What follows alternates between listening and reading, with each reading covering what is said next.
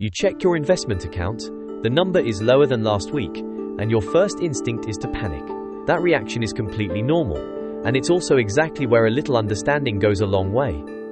Volatility simply refers to how much the value of an investment moves up and down over time. It's not a sign that something has gone wrong. It's a normal characteristic of markets, and it's been part of investing since investing existed. The mistake most people make isn't experiencing volatility. It's misunderstanding what it means. A drop in value doesn't automatically mean a loss has happened. It only becomes a loss if you sell while the value is down. Until then, it's simply part of the natural movement that comes with long-term investing. Some level of fluctuation is actually the cost of pursuing growth. Investments that never move also tend to never grow. Understanding that trade-off helps put short-term swings into proper perspective.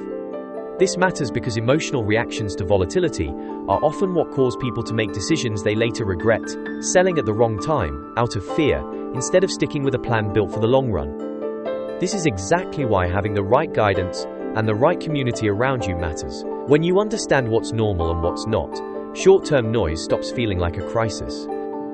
At NeoRiseWay, we focus on helping people build that understanding, so financial ups and downs feel manageable, not overwhelming. Subscribe to NeoRiseWay for financial education and advisory guidance built around real, everyday experiences.